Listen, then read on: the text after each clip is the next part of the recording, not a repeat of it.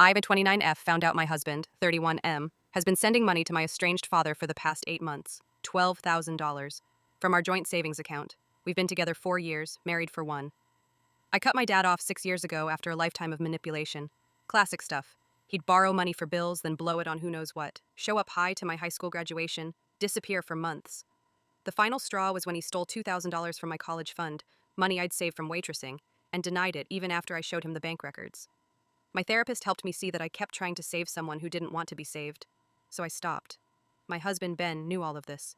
He sat with me through the panic attacks when my dad would drunk text me. He held me after I checked the county jail website every few months, expecting to see Dad's mugshot. He was my safe person. 3 weeks ago, I noticed a weird charge while paying bills. $1,500, compassionate care medical supplies.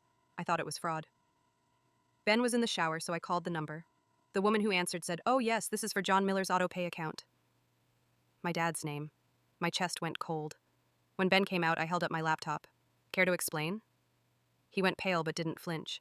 He's sick, M. Multiple sclerosis diagnosis last year.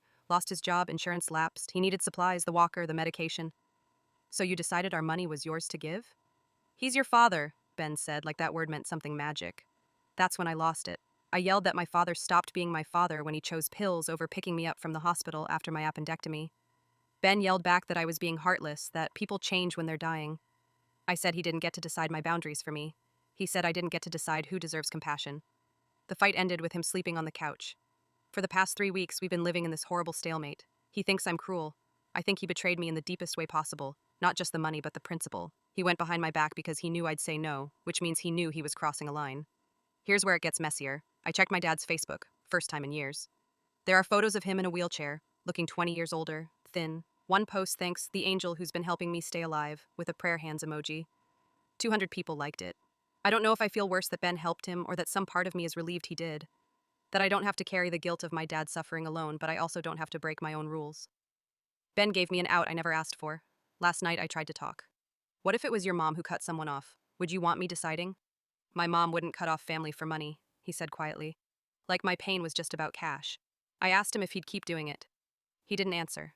Just looked at me like I was someone he didn't recognize. I love this man. He's patient, he makes me laugh, he knows how I take my coffee. But right now, I can't look at him without seeing my father's enabler, and he can't look at me without seeing a woman who'd let her dad die alone over old grudges. I have no idea what happens next. The money's gone, and honestly, it's not worth fighting over compared to everything else. But how do you come back from your partner deciding they're the moral authority of your trauma? Or am I just being stubborn, letting my past ruin my present?